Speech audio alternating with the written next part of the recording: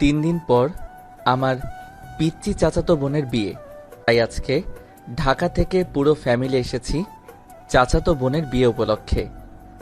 আমি আমার চাচাতো বোন হিয়ার রুমে প্রবেশ করে দেখলাম হিয়া 4-5টা পুতুল আর টেডি বিয়ার নিয়ে বেডে বসে খেলা করছে।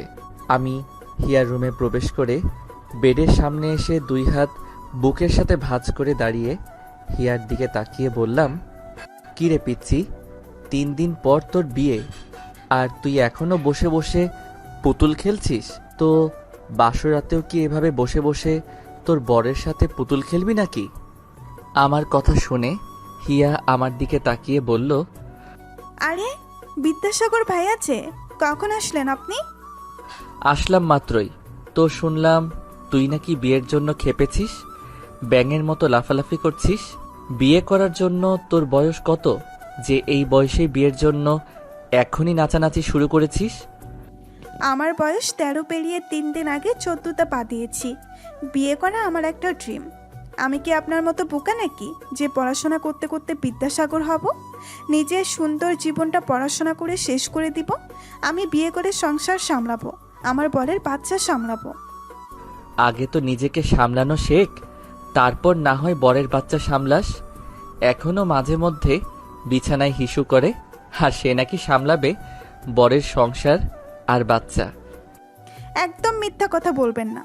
আমি এখন আর বিছানায় হিসু করি না।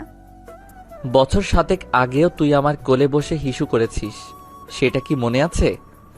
তখন না হয় ছোট ছিলাম, তাই হিসু করেছি। এখন তো আমি আর ছোট নেই, যথেষ্ট বড় হয়েছি। তোর বয়স তো 3 দিন আগে 14 পড়েছে। তো মাতৃত্বের ফুল কতদিন আগে ফুটেছে শুনি, যে যথেষ্ট বড় হয়ে গেলি? মাতৃত্বের ফুল, সেটা আবার কি ভাইয়া? ও বাবা, এখনো মাতৃত্বের ফুল কথার মিনিং বুঝিস না? আর তুই নাকি যথেষ্ট বড় হয়ে গেছিস, বরের বাচ্চা সংসার সামলাবি। বরের বাচ্চা সামলানোর আগে বরের মনের মতো দিয়ে বরকে সামলাতে পারবি তো? বরকে আবার কি বরের মনের মতো দিব? কিসের কথা বলছেন ভাইয়া? ভদ্র ভাষায় ইঙ্গিতে বলা কথা বুঝিস না? আর তুই বিয়ে করার জন্য খেপেছিস? দাঁড়া, তোর বিয়ে আমি করাচ্ছি, তোর বিয়ে আমি ভেঙে দিব। কথাটা বলেই আমি যাওয়ার জন্য পা বাড়াতেই হিয়া বেড থেকে নেমে আমার সামনে এসে দাঁড়িয়ে 2 হাত জোর করে মিনতির স্বরে বলল, প্লিজ ভাইয়া, প্লিজ আমার বিয়েটা ভেঙে দিয়েন না, অনুরোধ করছি আপনাকে। অনেক কান্নাকাটি করে আব্বু আম্মুকে আমার বিয়ে দেওয়ার জন্য রাজি করিয়েছি। ভাইয়া প্লিজ, আমার বিয়ে করার স্বপ্নটা আপনি ভেঙে দিয়েন না। মাই গড, বিয়ের জন্য তুই এত পাগল হয়েছিস? আমার তো টেনশন হচ্ছে তোর জন্য। এই বয়সে তুই তোর বরের চাপ নিবি কি করে? কি করে সামলাবি তোর বরকে? পারবি তো সামলাতে, নাকি তোর বরকে আবার দ্বিতীয় বিয়ের প্রস্তুতি নিতে হবে? আমার বর আমাকে রেখে দ্বিতীয় বিয়ে করলে আমি আমার বরের ইয়েটা কেটে বিক্রি করে কটকটি কিনে খাবো। হিয়ার কথা শুনে আমি হেসে বললাম, তোর যা বয়স, তোর বরের ওই ইয়েটার চুলকানি থামাতে পারবি তো? আমার কথা শুনে হিয়া অবাকের সহিত বলল, ভাইয়া ছেলেদের ইয়েতে কি চুলকানি রোগ থাকে? সমস্যা নেই, আমি বরের বাড়ি যাওয়ার আগে ওষুধের দোকান থেকে বরের ইয়ের চুলকানির জন্য একটা চুলকানির মলম কিনে নিয়ে যাব। বাসর ঘরে সুন্দর করে বরের ইয়েতে চুলকানি মলম মালিশ করে দিব, তাহলে চুলকানি সেরে যাবে। হিয়ার কথা শুনে আমি হা হা করে হেসে উঠে বললাম, এখন আমার তো তোর বরের জন্য আফসোস হচ্ছে। না জানি সেই হতভাগার কপালে কি শনির বাস আছে।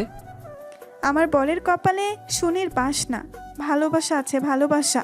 বুঝলেন বিদ্যাসাগর ভাইয়া? হুম, কত যে ভালোবাসা দিতে পারবে তুমি সেটা ক্লিয়ার বুঝতে পারছি। বুঝবেন তো আপনি যে বিদ্যাসাগর। আচ্ছা ভাইয়া, আপনার বয়স তো কম হলো না, আর কত পড়াশোনা করবেন? গ্র্যাজুয়েশন, মাস্টার্স, MA সবই করছেন, তো বিয়েটা করবেন কবে? এই গাধা, গ্র্যাজুয়েশন মাস্টার্সে মেয়ে, এগুলো কেউ কি একসাথে করে?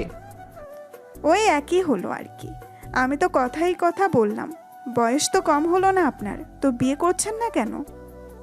আমি তো আর তোর মতো বোকা আর বিয়ে পাগল না যে নিজের ক্যারিয়ারের কথা চিন্তা না করে বিয়ে করে সংসার সামলানোর কথা ভাববো। আমি বোকা না, ওকে? আপনি বোকা, তাই তো আপনি ওই বিদ্যা মহিলা বেগম রোকেয়া পুরী জুলি নিজের গার্লফ্রেন্ড বানাইছেন। জুলি শিক্ষিত, তোর মতো মূর্খ বোকা না যে নিজের ক্যারিয়ারের কথা বাদ দিয়ে আগেই বিয়ে নামক প্যারায় জড়িয়ে বাচ্চার সংসার সামলানোর কথা ভাববে। জুলি পুরী তো একটা গরু, তাই তো পড়াশোনা করে জীবন নষ্ট করছে। গরু? সেটাও তো ভালো, তোর মতো গাধা তো না। তো আপনার সেই প্রেমিকা জুলি গরুর খবর কি? আপনি ওই গরুর পেছনে কেন পড়ে আছেন?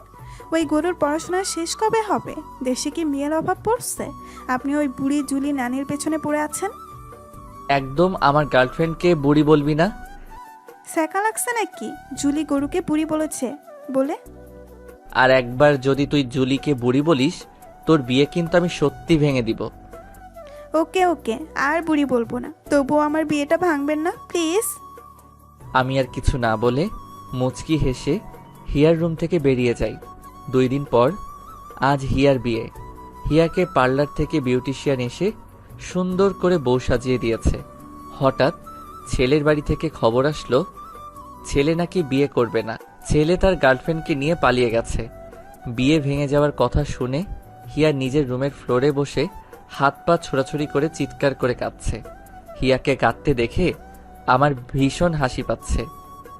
আমার আম্মু আর হিয়ার মা মিলে হিয়াকে থামানোর চেষ্টা করছে, কিন্তু হিয়া থামছে না। হিয়া কাঁদছে আর বলছে, আজকের মধ্যেই আমার বিয়ে না হলে আমি সুইসাইড করব। হিয়ার এমন সিরিয়াসনেস কথা শুনে চাচিমা চাচ্চু দুজনে কাঁদতে শুরু করলো। চাচিমা চাচ্চুকে কাঁদতে দেখে আমার আব্বু এসে আমাকে বলল, রিয়াদ, এই মুহূর্তে হিয়াকে তোমার বিয়ে করতে হবে। আব্বু আমার কোনো কথাই শুনলো না, জোর করেই হিয়ার সাথে আমার বিয়ে দিয়ে দিল। তারপর আর কি করার, পিচ্চি চাচাতো বোনকে বিয়ে করে ঢাকায় ফিরলাম। রাত 10টায় হিয়া আমার রুমে আছে। আমি রুমে প্রবেশ করে দরজা লক করে বেডে এসে বসে হিয়ার দিকে তাকিয়ে বললাম, শেষমেশ তোর মতো একটা গাধা জুটলো আমার কপালে। আপনার কপাল ভালো, তাই আপনার কপালে আমার মতো একটা কচি পিচ্ছি বউ জুটেছে। ওই জুলি গরুর মতো বুড়ি বউ জুটেনি। হিয়ার কথা শুনে আমি বললাম, একটা থাপ্পড় দিয়ে দাঁত ফেলাই দিব। আমি এখনো তোর ভাইয়া আছি যে ভাইয়া বলে ডাকছিস, আর আমার ইয়ের চুলকানি তো থামাবো তোর জায়গা মতো দিয়ে। জাস্ট ওয়েট, চেঞ্জ করে এসে তোর বিয়ে করার স্বাদ আমি মেটাচ্ছি। আর যদি কান্নাকাটি করিস না, মায়ের একটাও মাটিতে পড়বে না। কথাটা বলেই ভাইয়া চেঞ্জ করে এসে আমাকে হালকা ধাক্কা দিয়ে শুয়ে টান দিয়ে আমার শাড়ি খুলে ফ্লোরে ফেলে দিয়ে আমার উপরে উঠে আমার ঠোঁটে ঠোঁট ডুবিয়ে আমার শরীরে হাত দিয়ে কী সব করতে শুরু করলো। আমি ভাইয়াকে বাধা দিয়েও থামাতে পারছি না। বেশ কিছুক্ষণ পর হিয়া কান্নাকাটি শুরু করলো, কিন্তু আমি হিয়ার কান্নাকে পাত্তা না দিয়ে আমি আমার কাজে মগ্ন।